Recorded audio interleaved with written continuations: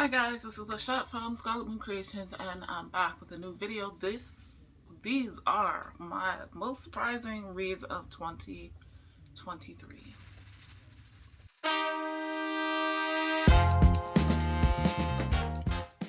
Alright, so links in the description for ways you can find out more about what is going on in Gaza and Palestine, the ongoing genocide of the Palestinian people, and ways you can support, including donating, but more importantly, writing letters to your local senators and representatives, particularly if you live here in the U.S., and ways to share information, keep abreast about what is going on. We're over 100 days, and various international, various countries are now putting forth, I guess, legal motions to sue both the state of Israel and the United States at this point, potentially other countries. We're basically killing off the people of Palestine and driving them off away from their homes, destroying their lives, literally. So links in the description. There are also links in the description where you can find out what is going on in the Democratic Republic of Congo and ways you can help the Congolese people there and help stop their enslavement in the cobalt mines. Cobalt is used in a lot of our electronics and other materials, but like the phone I'm filming on and the TV we watch and all of that stuff.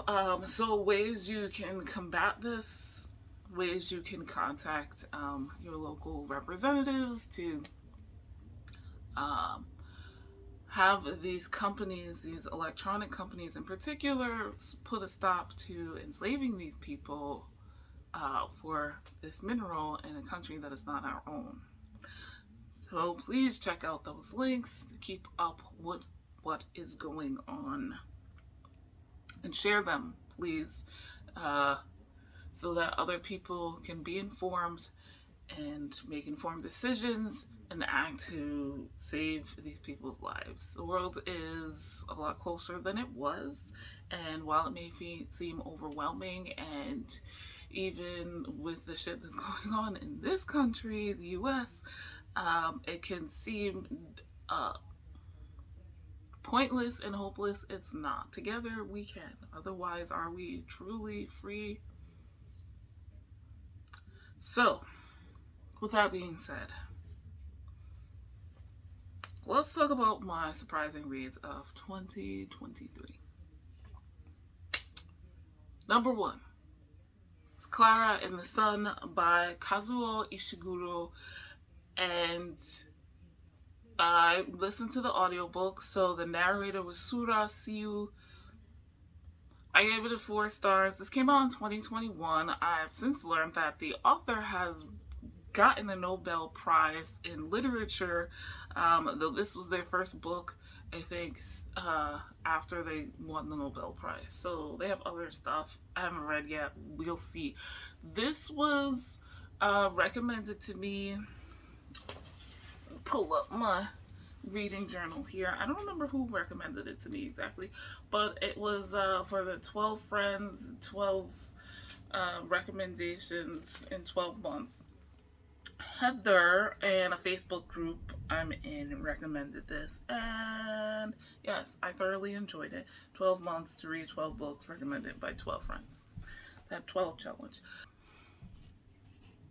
This is a dystopian sci-fi, but it's not in the way that you would think. We're following a character, Klara, who is not human. They are an android robot slash AI individual, and we're seeing the whole world through her eyes. So It's a little bit of a character study for different people. She interacts with humans. She's bought and sold as a companion for a young girl, and we see, you know, how people in the future are really thinking about robots and each other and what they'll do for their children or not do for their children. And there's still things that, you know, adults and kids do in the future, apparently, that they do today. So, you know, like the girl Klara is a companion to is thinking about boys and also, you know, friendships and her future in school and that kind of thing. And Klara is trying to understand this and love as well. So I didn't know what this was going into it. I'd seen it around, but I didn't hear what it was about. And the title didn't really explain. Totally complete. Well, not completely. I've read some dystopian sci-fi. But in this way, like through this type of character, totally outside of my comfort zone or my experience. And once I realized, I was like, I don't know. And then I enjoyed it. Like, I gave this 4 stars. So, surprise. I didn't, like, the whole thing was a surprise, even my enjoyment of it. And I wouldn't mind trying more from this author. The narrator did a great job. I really appreciate it. This is a translated work as well as originally in Japanese. So this author has been described as someone who's very good at writing novels with great emotional force. And I love plot. I do. I need plot most of my books. Like 98% of my books need to be plot, right? And there has to be a decent plot. But if you can, what really does it for me is like if you can grab me emotionally and like make me feel these characters, feel for these characters. Like I don't even have to be rooting for them. If I hate someone, like you did it, right? And I was immersed in this, in Klara's world view, and I felt frustrated for her because as an android, a lot of things are just not explained to her. So I just, wow. I don't know what else this author has written. Let me know if you've read other books by Kazuo Ishiguro. Like, I think if I read stuff like this often, I wouldn't be as impressed. Right? But I am. So I'm not in a rush to like read everything by this author. I'm gonna like parcel it out slowly. So it's still, I can still get that refreshing feeling of like reading something I'm not used to and loving it. If that makes sense. Alright, so the next most surprising book is actually 3. So I read the first 3 volumes of The Drops of God. This is by Tadashi Agi and Shu Okimoto. This year I've read several manga series where the artist and the author are not the same. That is not something I'm used to. In comic books, that's a thing. Manga, not nearly as often. Though obviously it happens. Like, this is not weird. But it is outside the norm. And I think this one, it was more obvious. But anyway, Uh, I read these digitally via Kindle. They're available on Amazon, and I cannot wait to read more. This I heard about. I don't know from who exactly. It was like during one of Shay Geeks Out 30 days of manga read alongs, and there was a reading sprints with her and uh, Izzy and Ashley and Bree or whatever, and everybody was talking. Several people in the chat also read manga, so recommendations flying all over the place. And I heard about this Drops of God, and it's like slice of life, and they drink wine and you learn a lot about wine. And I was like intrigued, and I looked, and I love these covers. Like, they're so very sophisticated. So the first volume, I was like, I don't know. But I have since, learned or relearned that I need to read at least 3 volumes of a manga to really be able to get an idea of what the hell is going on, but also if I would really like to continue. So, like, 3 volumes would be like the first book in a series for me, to see if I'm going to continue the series. So, that being said, this apparently is another, like, well-known, well-established book or series. This series, Drops of God, has influenced wine sales all over the world, and that is amazing.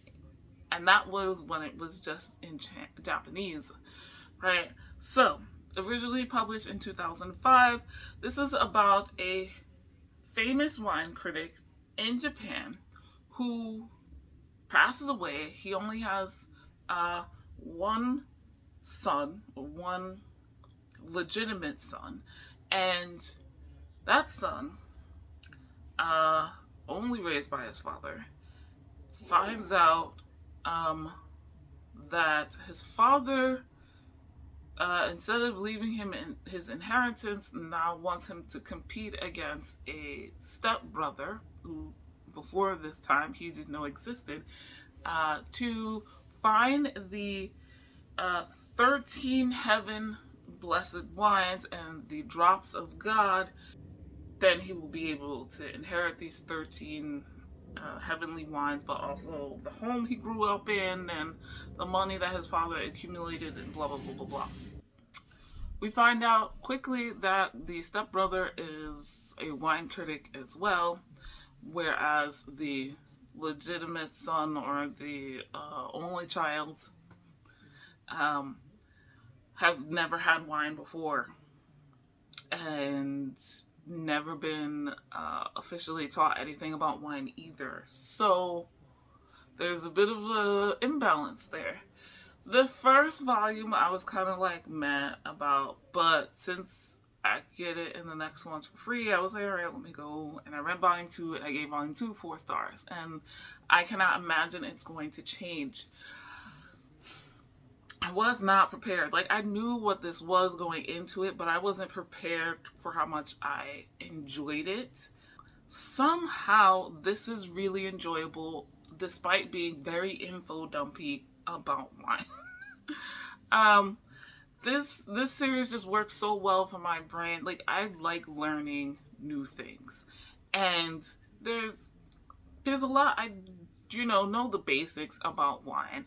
And I've been to like wine tastings and things like that. I'm not a wine connoisseur. I'm definitely not anything close to a sommelier, but the things that I learned at various wine tastings and things like that of people who are really into wine that I'm friends with were coming back to me, and other stuff is starting to make more sense as you learn more with the main character.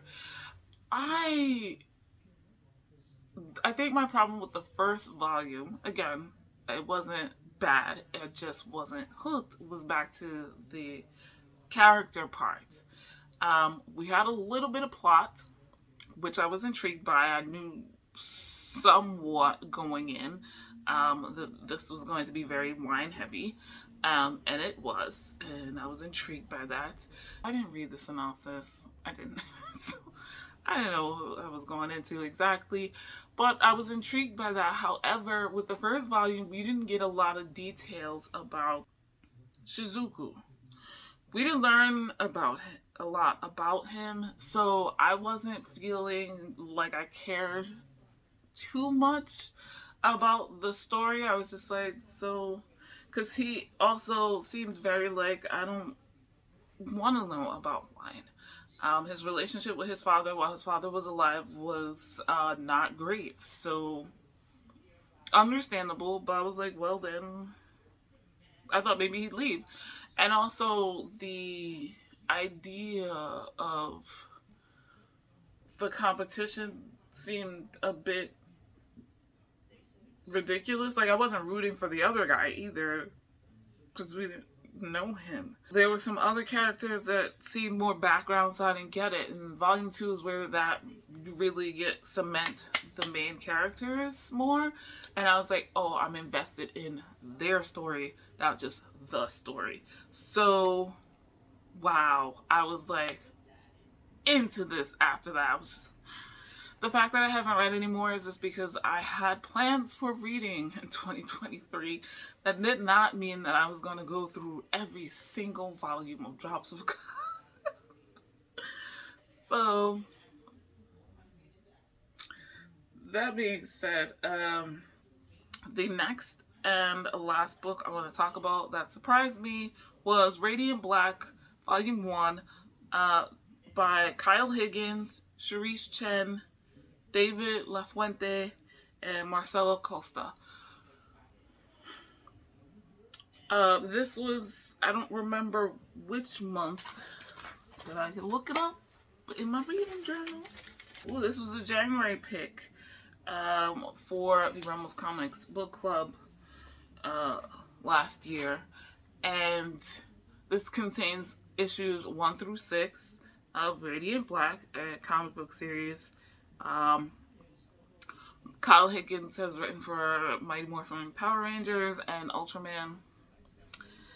And basically, this group of people come together to kind of create a superhero that is not the same as what we've experienced before. And I appreciated that a lot. I think in some ways they turn a lot of the tropes that we're used to in superhero comics on their heads. And there was a couple in this where I was like, oh, there's one in particular. But so it's a modern story. It came out in 2021. So we're following Nathan, who's 30 years old. He wants to be a writer. He went to LA and is not successful, and is experiencing burnout. And he comes back home, but he doesn't want to tell everybody that, things are not going well. And I was just like identifying with Nathan so hard. And I was like, wow. Like, these things are already in stories,